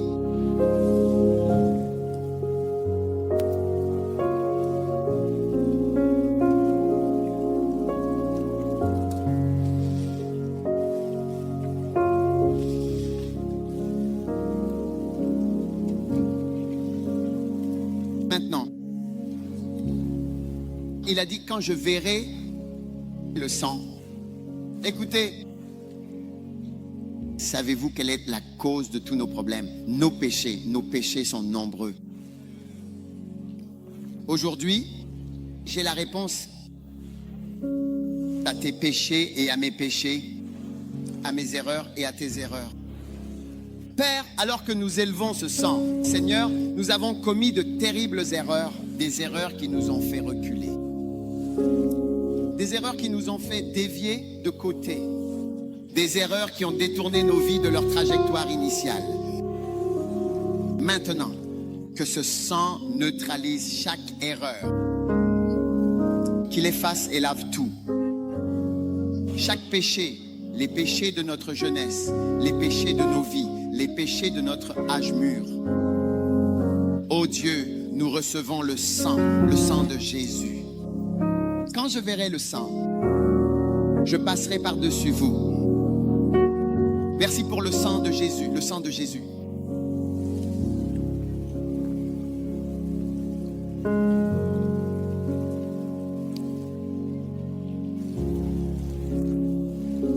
Levez les mains, recevez votre bénédiction.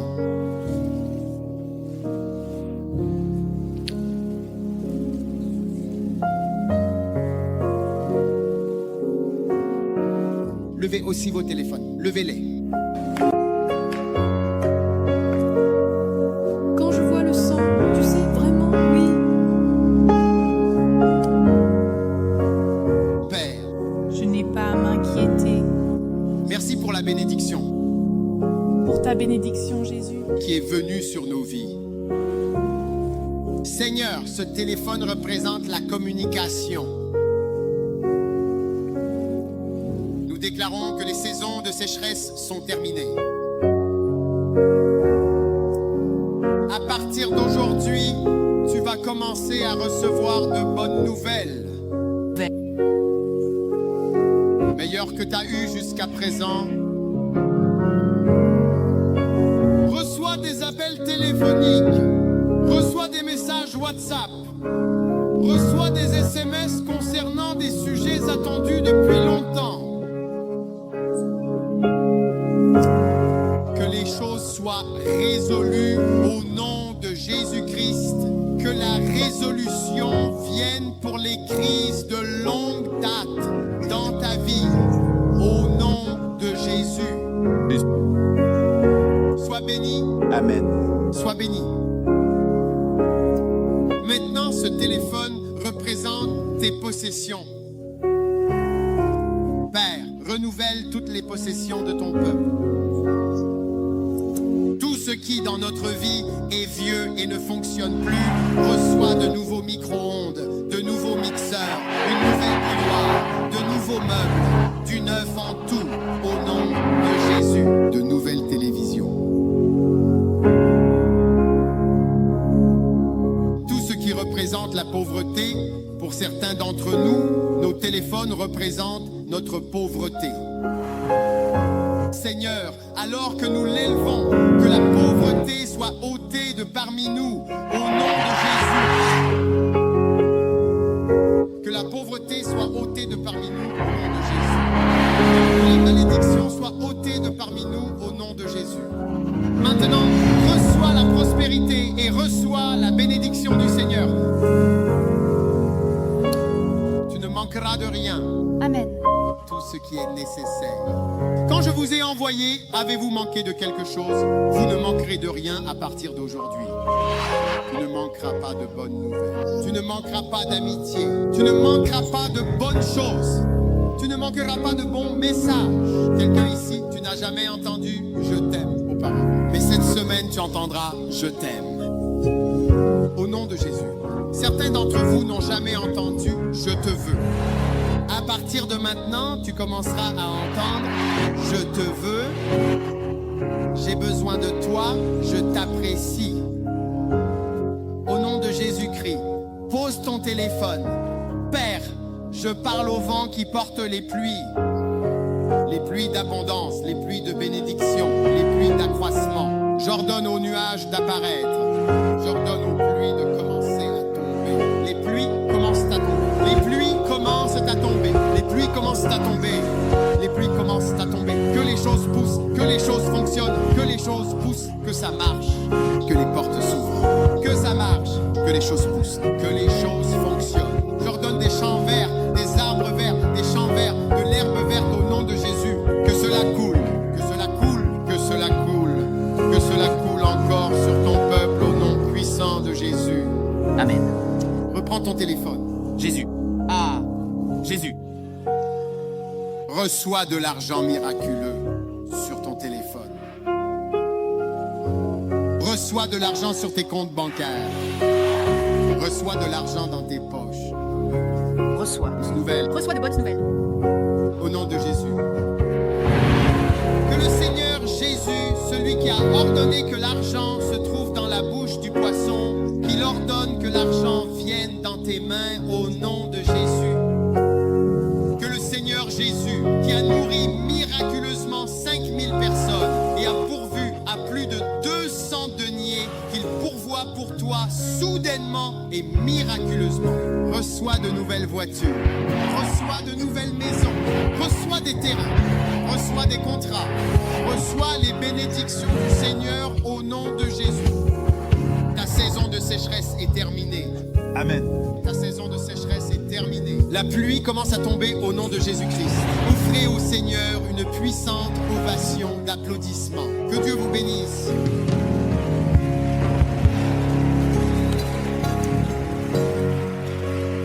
La prophétie à laquelle tu crois est celle qui s'accomplira dans ta vie.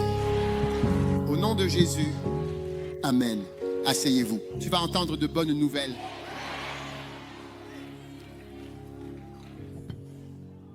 Sortez donc vos dîmes. Ici, c'est une église où 100% des membres paient la dîme.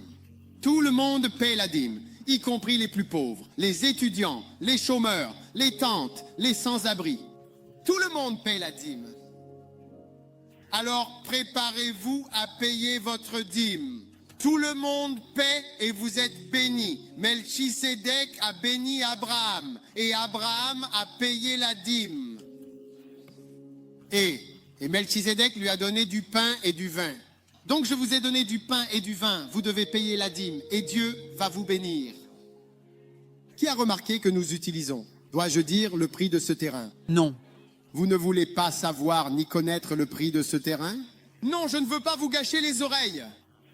Oui, ça pousse même les gens à augmenter leur prix de façon excessive. Je ne veux pas le mentionner.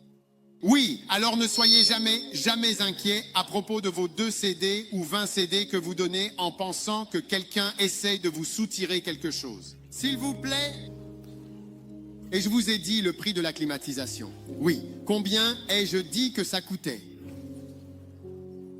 Environ 300 ou 400 000 $. Oui. Alors ne vous inquiétez pas de ce que vous avez. Vous avez pas besoin de go, mais de Dieu. Dieu n'a pas besoin de vous. Dites à quelqu'un, pardon, Dieu n'a pas besoin de toi. Tu as besoin de Dieu. Avancez avec vos dîmes, Père. Nous présentons nos dîmes au nom de Jésus. Amen. Venez vite à l'avant et retournez à vos places rapidement. Très rapidement. Paiement de la dîme à 100%. Les étudiants et chômeurs paient la dîme. Les sans-abri paient la dîme. Et qui d'autre? Les hommes d'affaires. Hommes d'affaires, riches, tantes payent, faible salaire. Les grands-mères, les femmes au foyer, même les enfants, ils paient tous la dîme. Cela fait partie de... Les sans-abri, tout le monde paye. Magnifique.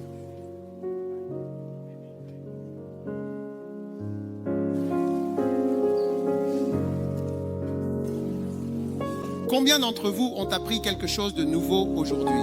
L'esprit d'une pensée saine. Quels sont les types d'esprits sains que vous avez? Un esprit volontaire. Un esprit tourné vers l'avant. Un esprit enthousiaste. Un esprit humble. Un esprit nouveau. Un esprit sobre. Demande à ton voisin, avec quel état d'esprit es-tu assis à l'église? Vous voyez, certains d'entre vous ne sont pas venus avec empressement pour payer la dîme.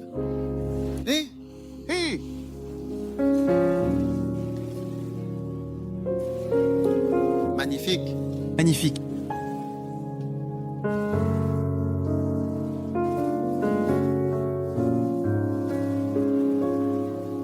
C'est cette année qu'on est venu dans ce bâtiment. L'an dernier, la nuit du 31. L'an dernier, le 31 au soir, nous étions ici. Quand avons-nous eu le toit? L'année dernière, en juin, d'accord? Magnifique.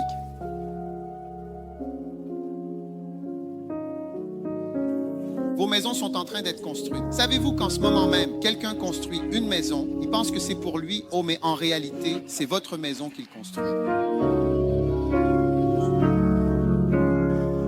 Oui, recevez-le. Recevez-le.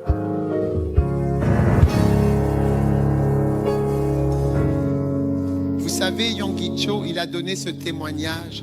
Il a dit que quelqu'un est venu construire près de leur église. Et l'homme, ils ont construit jusqu'en haut. Quand il a terminé, il a appelé l'homme et lui a dit, nous allons acheter votre... L'homme a dit 50 millions. Il a payé 30 millions de la part de l'église, 10 millions du commerçant, 10 millions des anciens. Il lui a payé 50 millions. Donc, pendant que l'homme construisait, il pensait qu'il bâtissait son gratte-ciel, mais en réalité, il construisait pour l'église, bureau de l'église. C'est le bureau de l'église, à côté du bâtiment de l'église. Oui. Quand il a fini de construire, il a dit, tenez, merci d'avoir construit. Vous avez souffert pour nous. Shama. Magnifique. Sortez votre offrande. Dites à votre voisin, si tu ne donnes pas d'offrande, tu ne prospéreras pas. Cette fois, pas d'exception. Tu dois donner une offrande. Même les plus pauvres, tout le monde donne. Si tu ne donnes pas, tu es laissé de côté. Le réveil de ce soir, c'est à 19h, mais ça commence à 18h. Certains d'entre vous pensent que je vais commencer en retard, mais vous êtes toujours surpris quand je commence à l'heure. Vous êtes très surpris? Levez votre offrande. Tout ce côté ne donne pas d'offrande. Tout ce côté-là. Père, merci alors que nous te présentons notre offrande au nom de Jésus. Amen. Sandre, recevez l'offrande très rapidement. L'offrande prend exactement 1 minute. S'il vous plaît, où est le minuteur? Nous avons arrêté de chronométrer. J'ai besoin d'une horloge. Cela prend exactement 1 minute. La communion prend 1 minute à distribuer et l'offrande aussi, c'est 1 minute 60 secondes. Le reste du temps est consacré à la prédication et au chant.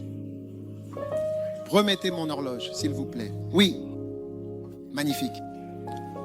Jeûne cette semaine. Cette semaine, le jeûne dure jusqu'à 7h100 du matin. De 6h à 7h100 du matin. 1 heure, un jeûne d'1 heure. Hey, vous êtes contents?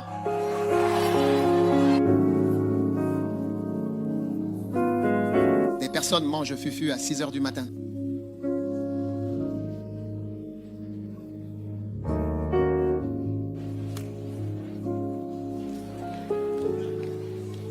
Et d'ailleurs, si vous voulez perdre du poids, le jeûne est la pire idée. Les personnes qui jeûnent prennent parfois du poids. Parce que vous dites que vous jeûnez jusqu'à 6h, puis à 6h, alors là, ils se lâchent. Oui, et ils prennent vraiment du poids. Ils ont pris leur petit déjeuner comme... combien l'ont déjà fait? Vous mélangez tout simplement tout. Moi, je l'ai déjà fait. Je commence par le petit déjeuner, puis j'enchaîne avec le déjeuner, puis vers minuit, mon dîner. Alors, vous voyez que je suis vraiment, vraiment satisfait. Je suis prêt pour le lendemain, et le lendemain est encore plus difficile.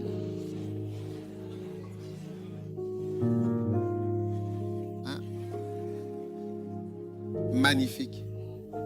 Écoutez, la semaine prochaine, je veux que, s'il vous plaît, chacun d'entre nous amène une âme. Vous savez, il suffit simplement d'inviter une personne. Gagner des âmes est la clé principale pour devenir une étoile brillante. C'est que ceux qui en amènent beaucoup à la justice brilleront comme les étoiles. Amen. Amen. Tu serviras le Seigneur, tu le serviras. Et il bénira. Amen. Alors, tout le monde ici, nous avons maintenant de la place pour s'asseoir dehors. Donc maintenant, il nous faut encore plus de... Nous devons inviter et gagner plus d'âmes. Et quand tu vois l'âme établie dans l'église, où est l'horloge, s'il vous plaît? Où est l'horloge? 2 minutes. Ha! De toute façon, à cette époque, nous étions moins nombreux. Offrande d'1 minute. Et l'espace était plus petit. Oui, c'est vrai. Mais nous avons besoin de plus de personnes pour aider à l'accueil. Magnifique. Qu'est-ce que je vous disais? Des âmes, oui. Alors, dimanche prochain, oui. D'accord. D'accord. Alors, tout le monde ici, oui, va devenir un évangéliste. Amen. Et ne venez pas ici seul, s'il vous plaît. Venez pas seul. Invitez simplement une personne. Vous savez, on ne sait jamais. Vous savez, l'un de nos membres les plus importants de l'Église, en termes de, vous savez, société, tout ça, il est avocat. Il était le patron d'une de nos petites filles de l'Église. Et nous avions une réunion petit déjeuner. Et elle lui a simplement donné une carte. Et elle pensait qu'il ne viendrait pas. Puis il a dit, qu'est-ce que c'est? C'est une sortie de l'après-midi. Ils ont décidé de venir. Quand il est venu, il s'est assis là et il a plutôt pris son stylo pendant que le prédicateur prêchait pour noter toutes les erreurs de la prédication au lieu de recevoir la parole. Mais quand il y a eu l'appel à l'autel, il m'a dit, je ne sais pas comment ma main s'est levée. Alors toi, et depuis ce jour, il est membre de l'Église. Tu ne sais pas comment. Oui, une invitation. Très souvent, nous invitons, ils ne font pas attention. Mais une personne, tu seras surpris, cette personne te remerciera toujours jusqu'à sa mort. Waouh. un de nos évêques, l'évêque Richard. En fait, j'ai beaucoup d'évêques comme ça. Ils disent, ma femme m'a amené à l'église, ma femme m'a amené à... Donc chacun a la personne qui l'a amené, oui, qui a fait l'effort. Il y a 2 fois plus de personnes que celles qui sont ici. Il y a environ 5000 personnes ici, mais il pourrait y en avoir 2 fois plus si vous faisiez ce que je dis. Et toi, tu penses que ça ne t'avantage pas, que ça ne t'affecte pas, mais ça t'affecte énormément. Énormément. Être assis à l'église, à juste recevoir, alors qu'il y a des gens qui ont besoin du Seigneur. C'est pour ça qu'Aïda a chanté, c'est pour ça que j'aime le dimanche matin. Comment est-ce que je passe mon dimanche matin? Invitation et visite, amener des gens à l'église. Alors dimanche prochain, c'est assieds-toi à côté de ton futur. Invite quelqu'un qui deviendra un jour pasteur. Amen. Oui. Combien aimerait voir un homme de Dieu et dire, cet homme de Dieu, je me souviens quand je l'ai amené. Savez-vous que le révérend Eastwood a une femme comme ça? Wow. Qui l'a amené à l'église? Elle a dit qu'il était très têtu, je crois, mais elle l'a amené. Quand elle le voit prêcher aujourd'hui, ça c'est une conversion. Amen. Amen. Combien? Quelle conversion? Quel poisson? Quel poisson? C'est une baleine barracuda. C'est à ça que servent les amis. Alléluia! Lève la main, laisse-moi prier pour toi. Je sens que j'ai envie de prier pour toi. Père, alors que nous gagnons des âmes, oui, Seigneur, ce dimanche, qu'il y ait une annonce spéciale, vraiment particulière, de récompense céleste. Amen. Pour tous tes enfants. Amen. Alors que nous gagnons des âmes dimanche prochain, que chacun ici vienne avec zèle, se souvienne de ce que nous disons et vienne accompagné de quelqu'un qui a besoin de Dieu. Merci, car en faisant cela, celui qui gagne des âmes est sage. Tu rends chacun ici très sage. Amen. Merci Seigneur, au nom de Jésus. Amen. Amen. Que Dieu vous bénisse. Prenons nos annonces très rapidement alors que nous accueillons Madame X. Offrez une ovation au Seigneur.